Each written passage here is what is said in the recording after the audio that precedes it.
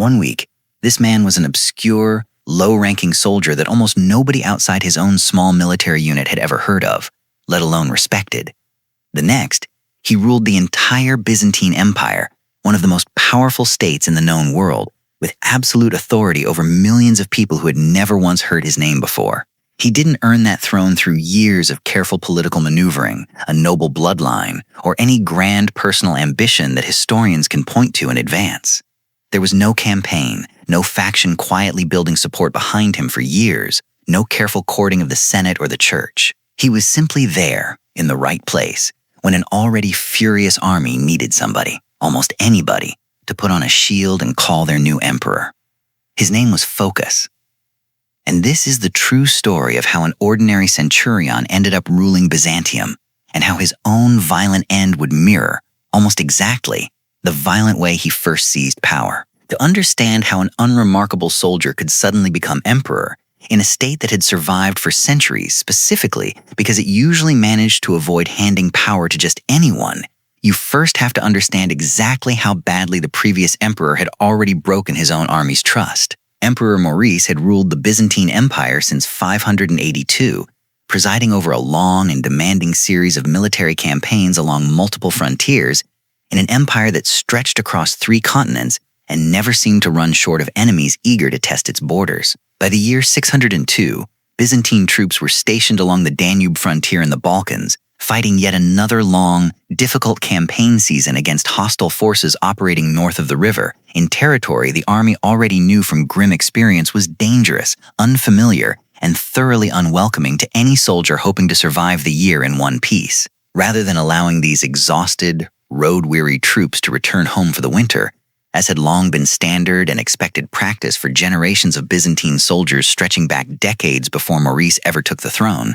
Maurice instead ordered them to remain stationed north of the Danube, deep in hostile territory, through the harsh, brutal winter months that lay ahead. The reasoning behind the decision was purely financial. Keeping the army stationed in the field avoided the significant cost of transporting and properly quartering it back home for the season, savings the imperial treasury badly needed after years of expensive, continuous warfare on multiple fronts at once. To the soldiers actually expected to survive a brutal winter in hostile, unfamiliar territory, far from their homes and families and the pay they felt they were still owed, this order landed as a final, unforgivable insult, especially layered directly on top of earlier pay cuts and reduced rations that troops had already been quietly resenting for years, with no real outlet for that mounting frustration, until this single order finally pushed them past their breaking point. The army mutinied, refusing outright to march any further north, and instead turning its collective anger squarely back toward the man who had given the order in the first place. What began as scattered refusals to follow orders and open, angry grumbling in the ranks escalated steadily over the following weeks into a genuine, organized military uprising directly challenging Maurice's authority as emperor of the entire Roman world. The mutinous troops needed a leader, someone to physically represent their rebellion and give it a shred of legitimacy in the eyes of the wider empire, someone the soldiers themselves could rally around without having to look far for a candidate. There was no obvious, natural candidate already waiting in line for a job this significant, no popular general or ambitious aristocrat positioning himself for the throne. Instead, the common soldiers turned to Phocas, a centurion, a mid-level officer with no particular political standing, no noble family name behind him, and by most surviving contemporary descriptions, an unimpressive and even physically unsettling appearance, including a reported scar across his face and thick eyebrows that seemed to meet in the middle, giving him a fearsome, almost unpleasant look that later chroniclers would dwell on at length. In the ancient Roman and Byzantine method of acclaiming a new emperor, a tradition stretching back centuries to the earliest days of military coups in the Roman world, the soldiers physically raised Phocas up on a shield above the crowd, holding him aloft, and loudly declared him their new ruler in front of the assembled army. He had not schemed his way into this moment, had not spent years cultivating loyalty among the ranks for exactly this purpose.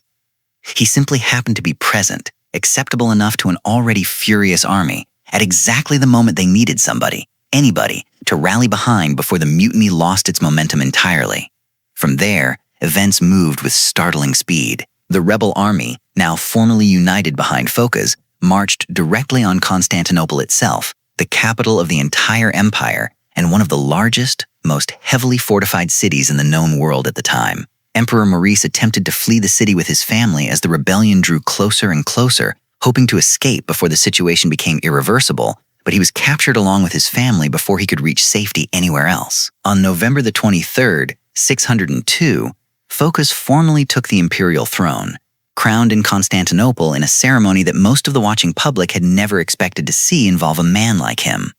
What happened to Maurice next shocked even contemporaries who considered themselves already well accustomed to the brutal, often violent nature of Byzantine imperial politics. Rather than simply exiling or blinding the deposed emperor, the traditional Byzantine punishment that at least allowed a fallen ruler to survive, Phocas had Maurice executed outright. According to Byzantine sources, including the historian Theophylact Simocatta, Maurice was forced to watch each of his 5 sons executed, one after another, before he himself was finally killed, a deliberately drawn-out spectacle rather than a quick or merciful end. It was an act of calculated brutality clearly designed to eliminate every possible rival claim to the throne in one single, horrifying afternoon, leaving no adult male heir of Maurice's line alive to ever challenge Phocas's grip on power later. That single decision would end up costing the empire far more than Phocas could have possibly anticipated. Years earlier, Maurice had personally helped restore the Persian king, Khosrow II,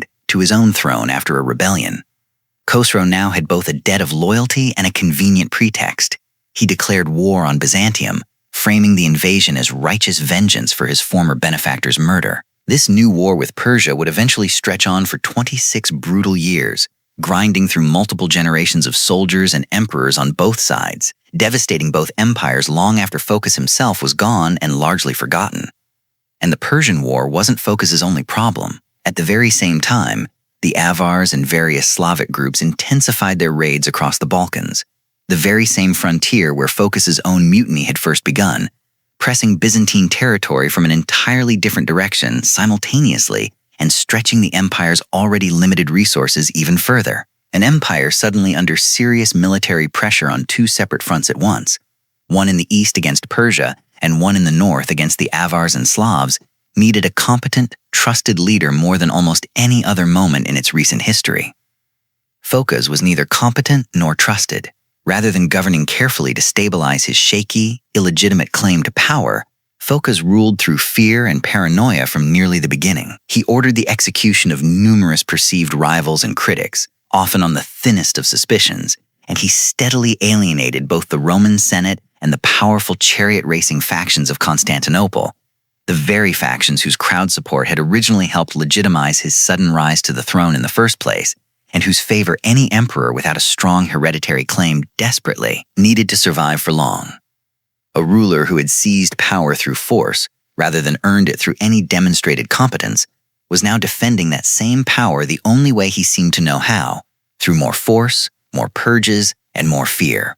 That approach could only hold for so long. In 610, a new rebellion formed against Phocas, this time led by Heraclius, the son of the Byzantine governor of North Africa, who launched his uprising by sea, gathering ships and soldiers from the African provinces before sailing directly toward the capital with growing support along the way. By the time Heraclius's forces actually reached Constantinople, Phocas had lost so much support among his own people, officials, and even his former backers within the circus factions that the city offered remarkably little organized resistance, its gates opening to the rebellion almost as readily as they had once opened to Phocas himself. Phocas was captured almost immediately, with little of his own guard willing to fight and die defending him at this final hour.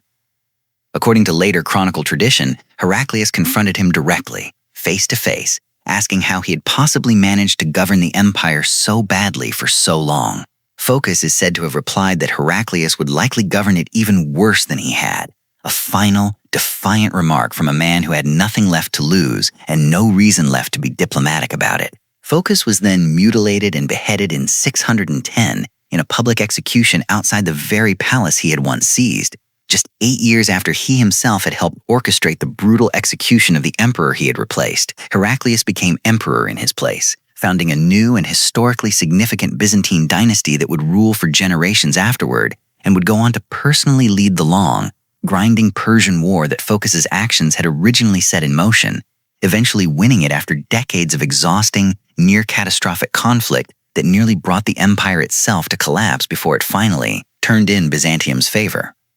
So what does the strange, violent story of Phocas actually leave behind? Power seized suddenly through force, rather than earned gradually through legitimacy, competence, or genuine public trust, tends to be defended the exact same way it was won, through further violence, paranoia, and fear, because a ruler with no other foundation to stand on rarely knows any other way to hold on. That pattern explains both how Phocas actually ruled for 8 uneasy years and precisely how his own violent reign eventually ended in the very same manner it had begun. Phocas rose to power on the shoulders of an army desperate for any change at all, no matter who offered it, and he fell exactly the same way, at the hands of a rival who understood that lesson about power far better than he ever managed to during his own brief, chaotic reign. Seizing a throne and actually being able to hold on to it, it turns out, have never been remotely the same skill.